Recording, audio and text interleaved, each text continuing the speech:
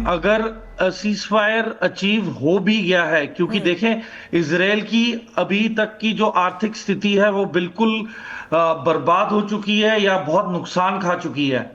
तो देखें ये टैक्टिकली एक सीज फायर के तौर पे अच्छा माना जाएगा कि इसराइल को रीग्रुप, रीऑर्गेनाइज और फिर प्रॉपर तरीके से वापस कोई रणनीति बनाए। पर देखें अनामिका, अगर ये सीज फायर माना भी जाता है तो खोमेनी को जो असैसिनेशन करने का जो प्लॉट और प्लान बन रहा है इसराइल में, वो थमने नहीं वाला है। मोसाद चुप नहीं बैठने वाला है। तो और नेतन्याहू ने बोला ही ये है कि उनका मेन मकसद इसराइल का है खोमेनी को पावर से हटाना। तो चाहे वो सीज फायर के दौरान खोमेनी को मार सकते हैं, ये बिल्कुल संभावित है और ये पॉसिबिलिटी 101% है। तो इसराइल का और मानना सीज फायर और उसका प्लान ईरान की टॉप ऑफिशियल्स को हटाने का, दोनों इंडिपेंडेंट और अलग अलग चीजें हैं। तो साइमल्टेनियसली खोमेनी को हटाने के पुख्ता बंदोबस्त भी किए जा रहे हैं। खोमेनी पावर में नहीं रह सकता, यह नेतन्याहू ने साफ और स्पष्ट तरीके से बोला है। और यदि ये खोमेनी से नेगोशिएशन टेबल पे आते हैं तो ये पॉलिटिकल सुसाइड होगा बेंजामिन नेतन्याहू के लिए, और इजराइल पे जो थ्रेट है वो बरकरार रहेगा। तो मुझे नहीं लगता कि इजराइल खोमेनी को रास्ते से हटाने की कार्रवाई पे रोक लगाने वाला है, वो तो जारी रहेगा। पर जहां तक ईरान की आवाम और उनके लोगों का सवाल है, उसको हानि नहीं पहुंचाना चाहता इसराइल। और जो जो स्ट्रेटेजिक एसेट्स थे, न्यूक्लियर एसेट्स, वो ध्वस्त हो गए हैं। इसका भी दावा कितना पुख्ता है ये बता नहीं सकते, क्योंकि आईएईए के जो चीफ हैं राफाएल ग्रॉसी, उन्होंने खुद बयान दिया है कि 400 केजी यूरेनियम, जिसकी एनरिचमेंट 60% तक पहुंच चुकी थी एक साल पहले, उसका कोई अता पता नहीं है। और ईरान की पार्लियामेंट ने एक प्रस्ताव पास किया है जिसमें कि आईएईए को ईरान से खदेड़ दिया जाएगा।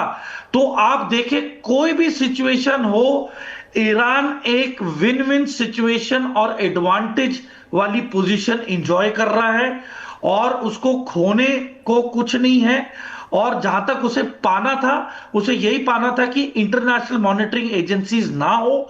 और देखें, 600 रूसी नागरिक अभी बुशहर न्यूक्लियर रिएक्टर को ऑपरेट कर रहे हैं, और ऐसे ही अन्य न्यूक्लियर फैसिलिटी जो हैं वहां पे उत्तर कोरिया और शायद चीन के भी साइंटिस्ट मौजूद हों इनके न्यूक्लियर प्रोग्राम के लिए, सिविल न्यूक्लियर प्रोग्राम को लेके।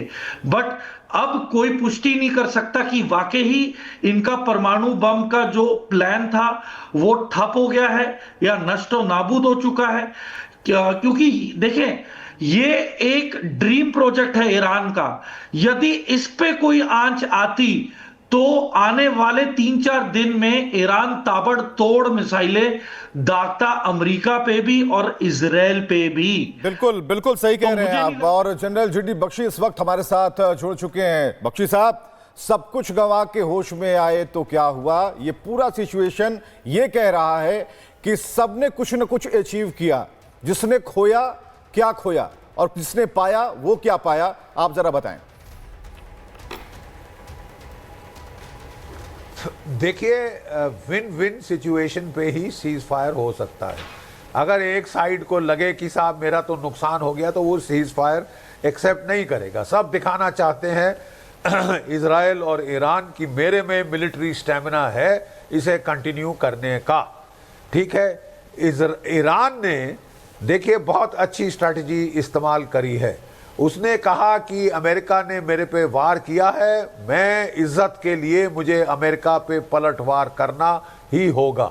लेकिन वो पलटवार उसने ऐसे तरीके से किया जैसे कासिम सुलेमानी के शहीद होने के बाद उसने किया था। उसने उस वक़्त इराक में जो अमेरिकन बेस है उस पर हमला किया था, लेकिन इराक को बता दिया था कि हमला होने वाला है, आप चौकन्ने हो जाओ, अमेरिकन को भी बोल दो बंदे हटा ले। हमला तो हम करेंगे साहब, कि ना करें सवाल ही नहीं है। और ये करके उन्होंने पॉलिटिकल विल दर्शा दिया, नुकसान नहीं किया, मतलब इसको बोलते हैं वर्च्यू सिग्नलिंग, ठीक है। तो इस बार भी बिल्कुल वही हुआ है जो डोनाल्ड ट्रंप की पहली टर्म में हुआ था। उन्होंने पलटवार किया, लेकिन ऐसे तरीके से किया जिससे अमेरिकन्स का कोई नुकसान ना हो और वो दुनिया को ये दिखा दें कि हाँ पॉलिटिकल विल है ईरान में इस वक्त भी अमेरिका जैसी सुपर पावर पर पलटवार करने का। इसका मतलब कि अगर आपने हमको ज़रूरत से ज़्यादा धकेला तो एक open ended war middle east में हो सकती है। Politically this is the last thing that Donald Trump wanted, और उन्होंने कहा ये तमाशा बंद करने का समय आ गया है।